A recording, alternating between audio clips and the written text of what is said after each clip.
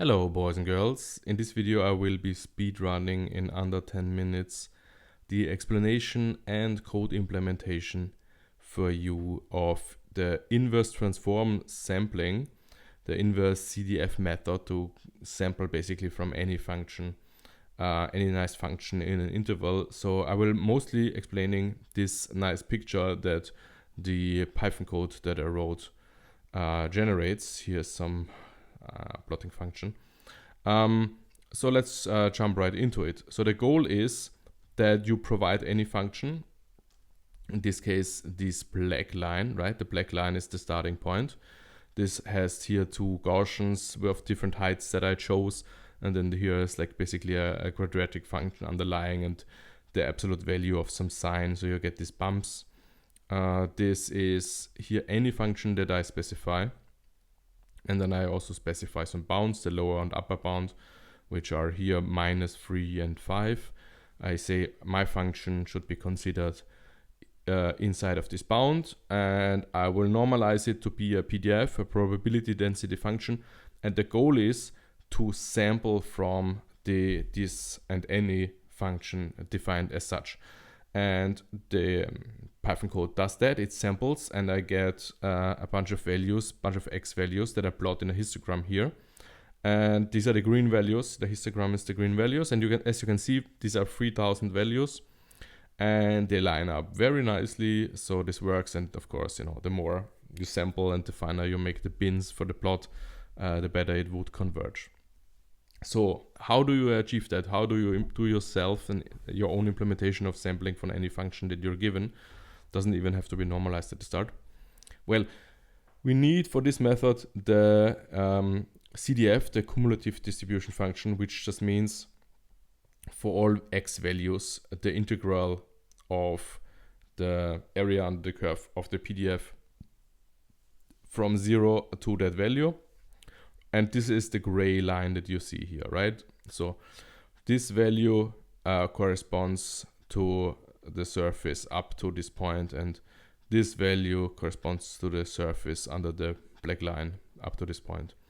And one thing that is important for understanding why the algorithm works, that we're going to explain, is that basically these are integral and derivative, right? The black and the gray line. So this starts out, you integrate something. If the PDF is small, where the probability to sample from here ought to be small, then as the integral goes by these values, not much area under the curve is picked up. So this is here fairly flat. Whereas as the probability goes up here, as the value goes up here, there's a lot to integrate over. So you get a more steeper integral. And then, it's flat again, and then it picks up it again, right? And so the idea is that you use the fact that where the probability is high, it's also steeper. So the steepness corresponds to how often you want to get a sample in that interval. And so what you do is the following. The CDF, if you integrate it up, because the PDF is normalized, it goes from 0 here on the y-axis to 1 here. And then you have, for the x values, I've chosen -3 to 5. What you do is you take the CDF, you invert it, and because it's monotone, inversion of this monotone CDF function is basically just switching the x's value, right? X becomes y, y becomes x, and then you have the inverted function. This is what you see here. So here is the inverse of the gray line. Since the CDF went from 0 to 1, on the y-axis, this inverse goes from 0 to 1 on the x-axis.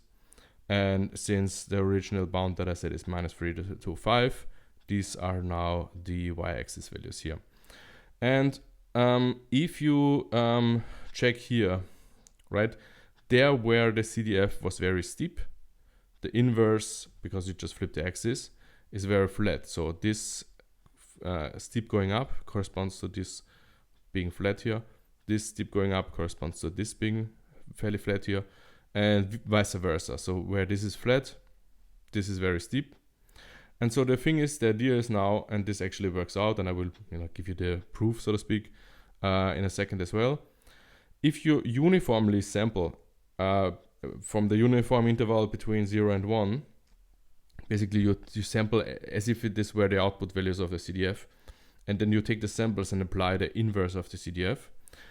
Then you get, if you just apply this inverse function, you get the values here. And the statement is that these uniformly sampled values after the application of the inverse CDF, after this transform, are distributed exactly as the original function, the black line, was distributed. So you can see this by intuition here, like, if this is uniformly sampled and I have a lot of samples, then, I have this uniform grids drawn here. If I sample a bunch of values here, like, here and here and here, all in all these boxes, roughly the same number of values will end up. And similarly here, in these boxes also roughly the same number will end up. And anything that is, for example, ending up here, after a transformation has to spread over this very broad line, whereas everything that's sampled up here, it gets squeezed in this short line, right? But it's the same number of values that are ending up here. So here the stack will be higher. And as it turns out, the correspondence is perfect. So the correspondence is exactly that you get more points here in these thin lines versus here exactly how the probabilities are. Okay. And so you see the result, which looks very nicely here. A little bit of more formal proof. This is basically also what's on Wikipedia. So we have the U is the uniform distributed random variable, and then we apply this function, which is the integral over the PDF, and we inverted it, get a new random variable. I call it V here, and the statement is that this V is distributed exactly as the X was distributed that I start with, the black line, right? And to make the proof, to make the argument, I use like how the stochastic stuff is defined with sets. I just want to point out here, there's like whenever you have this specification of a set, you can play around with the specification of the set itself. So here in my example, I say all the rational numbers that are larger than the square root of 3. This set of all these rational numbers can be stated like so, but it can also be stated like so, right? It can also say all the rational numbers whose square is larger than 3. It's the same as all rational numbers which are larger than the square of 3. So here you see there's this monotone function, and just the inverse has been applied, which in this case takes the square root to a square and back. And using this, what is the probability of this event? I'm writing this out with the definition of V. This is just this, and here I apply this inverse transformation akin to this transformation on this event, and this thing, however, is exactly the CDF, because the uniform distribution, right? If you think of, you have the unit interval up, the chance that the values land on the left side of this value, if you think of this thing as some value on the x-axis, since this uniform, this is just the value. This is just the value of whichever x point you take. The value on the x-axis times some constant, and the integral over that. And so this is the CDF, right? You can draw a picture and then you see that this works out, and this basically then says, okay, this V is actually distributed exactly like the X was distributed. If this was a little bit too fast, you can check out the proof on Wikipedia if you want, right? But this is basically just a formal argument for what you're already convinced of from my beautiful plot. Okay, and so finally in the last minute, let me just show you a little bit of the code. So I have here the config, I have here the function that I've chosen. I have here a function using the quadrature or integration tool from the SciPy math library. This is literally just get the integral of a function and divide the function by it to get from a function to a PDF. To get to a CDF, this is not effectively implemented at all. I literally integrate up to the point X at all the points, return these values. I use the interpolation library to get from a list to actually a function that I can apply. Basically, I make the list like callable. I turn it to a function. And this inverse of the monotone function is just taking the x and y values and returning the y and x values, right? It's literally just swapping all the values and making a function out of it. And the inverse CDF is just combining the two functions I've just described. Then there's a plotting function, which I will not go into detail here. You can look at that in the description.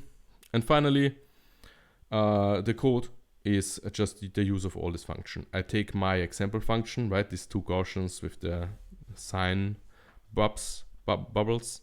I normalize it. I get a PDF out of it. I get the inverse CDF out of it. I sample 3000 samples from the uniform distribution. I apply the function as the algorithm says. I have new samples and I plot them, and in the plot I together also plot the black line and the green line, and this fits nicely. And that's it. And now this is not a particularly efficient algorithm at all. I might, if I'm super motivated, do like Metropolis Hastings, all these kind of things. Although there's very nice YouTube videos on these statistics topics.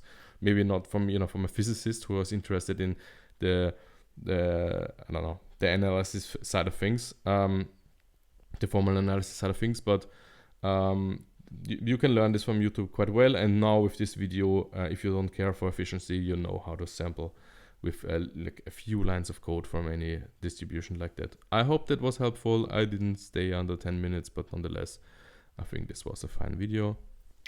Take care. Good night.